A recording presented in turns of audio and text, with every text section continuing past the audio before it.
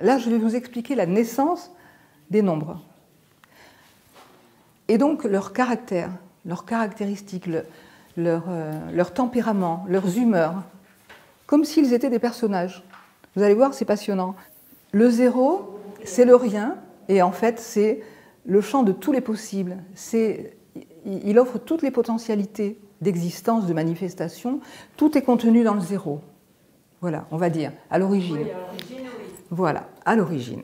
Donc là, je vais vous décrire la numérologie, enfin, je vais vous décrire la caractérologie des nombres.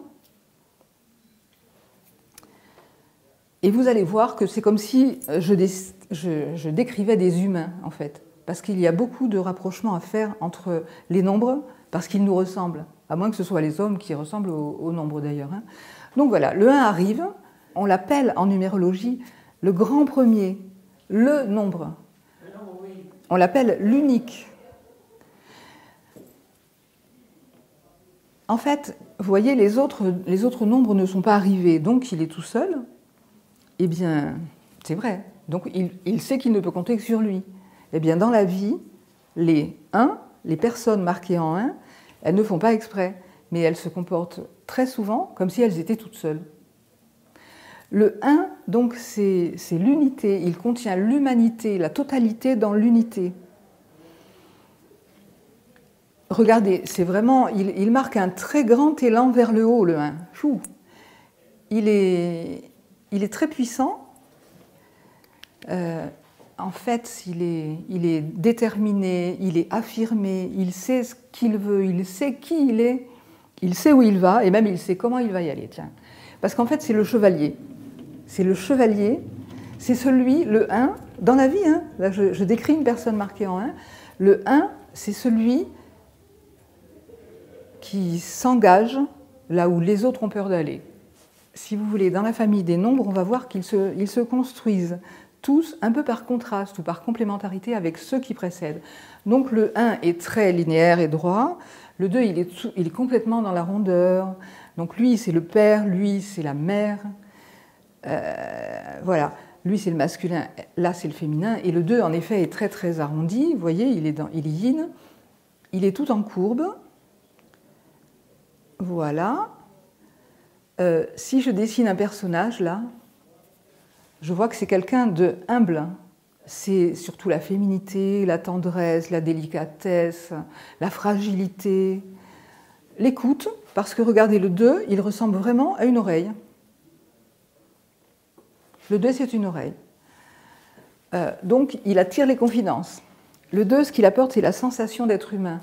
Par rapport au 1 qui fonce, qui choisit un objectif et qui fonce pour l'atteindre, le 2, il est très sensible, donc il apporte la sensation d'exister. Lui, il se dit, tiens, il se passe des choses dans mon corps, j'ai des ressentis. Voilà, il apporte le ressenti. Il apporte aussi le comptage, parce qu'avec 1, on ne pouvait pas aller très loin. Avec 2, on commence à compter. Et là, on fait 1, 2, 1, 2. Il apporte le comptage, il apporte le rythme, il apporte la musique, parce qu'il a une bonne oreille. Il apporte bien sûr la dualité, puisque là, le 2, il aime travailler en duo. Dès qu'il avance un argument, il entend l'argument contraire. Voilà. Donc lui, il est plus dans le doute par rapport au 1 et aux autres nombres. Le 3 arrive, et lui, il a la chance de pouvoir communiquer avec le ciel, avec les humains et avec la terre. Le 3, pour se le figurer, il suffit de penser à un enfant de 3 ans. Comment c'est un enfant de 3 ans ? Ben, c'est spontané, c'est joyeux, c'est créatif, ça se moque éperdument du regard des autres. Oui. Voilà. En fait, le 3 figure notre enfant intérieur. Le 3 qui est dans le hara, c'est pour ça que je le marque là. Le 3, il est léger, c'est-à-dire il prend la vie comme une comédie. Il prend la vie comme elle vient, il est pas tellement ordonné, il a du mal à anticiper, il n'aime pas organiser les choses. Pour lui, l'organisation, c'est la mort. Voilà. Un peu comme un enfant. Le 4 arrive, il est plutôt conçu avec des lignes droites et pourtant il est yin. Vous voyez ? Et le 4, je vais vous le dessiner. C'est quelqu'un d'assis. Vous voyez? Il prend quand même nettement bien, vraiment très très bien, l'énergie du sol. Et d'ailleurs, on peut remarquer que tous les nombres yin prennent bien l'énergie du sol, et tous les nombres yang sont plutôt tournés vers l'énergie cosmique. Voilà. Donc lui, ce qu'il apporte, c'est la stabilité, la sécurité. Il est très stable, donc ça veut dire qu'il est très fidèle en amitié, en amour et dans le boulot. Alors dans le boulot, il est fâché avec toutes les organisations syndicales parce qu'il travaille tout le temps. C'est un gros bosseur, le 4. Parfois, il a du mal à sortir de son cadre. Le 4, il fait un peu de résistance au changement. Par exemple, il n'aime pas déménager. Ça, pour lui, c'est terrible de déménager. Le 4, ce qu'il apporte surtout, c'est la matière. La matière, c'est tout ce qu'on peut transformer. C'est d'abord la terre, c'est la matière corporelle, mais c'est aussi tout ce qu'on peut transformer. Justement, l'art culinaire utilise les capacités du 4, l'art floral, mais aussi tout ce qu'on peut transformer avec les mains. Donc il est très habile de ses mains, le 4. En tout cas, ce qu'il apporte, c'est la matérialité. Je le redirai tout à l'heure, mais on arrive au milieu de la famille des chiffres. Hein. Donc voici le 5. Le 5, le 5 on va dire que justement, c'est une charnière là, dans le déroulé des archétypes relatifs au nombre. Parce que à partir du 5, vous allez voir qu'ils sont un peu différents. C'est comme si au fur et à mesure, alors il n'y a aucun chiffre qui soit supérieur aux autres, évidemment, parce qu'ils apportent chacun quelque chose de particulier. Mais on est obligé de remarquer qu'à partir du 5, il y a une espèce de conscience qui apparaît. Donc le 5, en tout cas, regardons comment est fait son graphisme. Le demi-carré, oui. Et ensuite le demi-cercle. Oui. Donc c'est le nombre, on l'appelle le nombre de l'alchimie, parce qu'il est en effet masculin et féminin. Et je pense que c'est ça la charnière dont je vous parle. C'est-à-dire qu'à ce moment-là, à partir du 5, dans la famille des nombres, on a conscience qu'on est féminin et masculin. Enfin, féminin et masculin, plutôt. Voilà. Alors, d'abord, il a besoin d'air. Alors, ouvrez-moi toutes ces fenêtres, s'il vous plaît. Là, je ne peux plus respirer là-dedans. Ça, c'est le 5. Le 5, il apporte un souffle de liberté. C'est impossible d'emprisonner un 5. Il est détaché. Il est fait pour travailler à l'international. Il a aussi la qualité de pouvoir discuter avec n'importe qui. Du coup, il a beaucoup de relationnel. Le 3 a déjà pas mal de relationnel. J'ai oublié de vous dire que c'est le chakra de la gorge. Donc c'est l'expression de soi. Et lui, eh bien, il discute avec tout le monde. Alors il va avoir des facilités dans le commerce et surtout dans la diplomatie.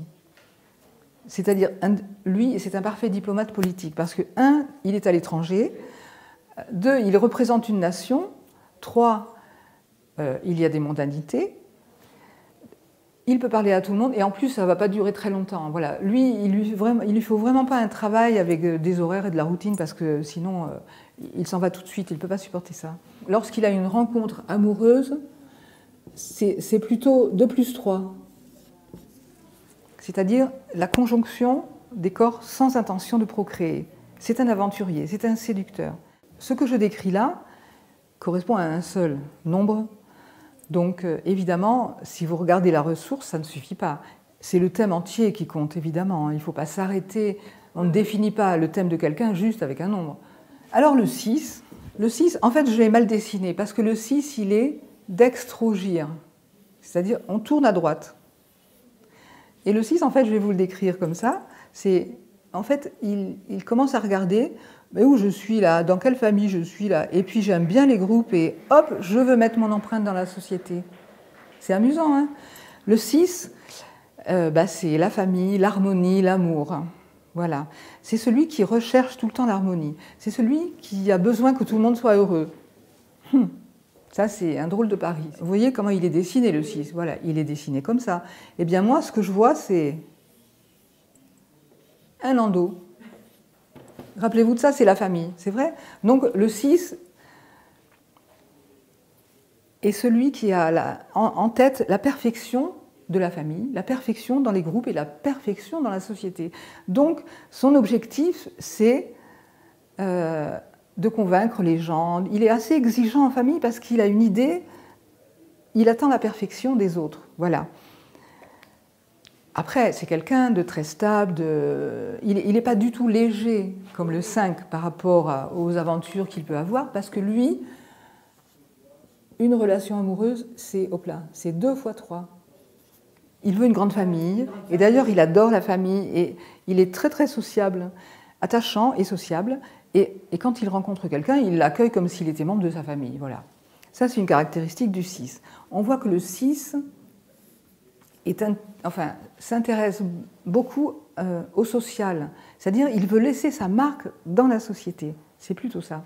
Et remarquons aussi que c'est 2 fois 3, donc c'est un parfait orateur. C'est un tribun aussi. Arrive le 7. Eh bien, lui, c'est tout le contraire. Et regardez, pourtant, il est yang, le 7. Il est au-dessus de la ligne. Il est impair, il est yang.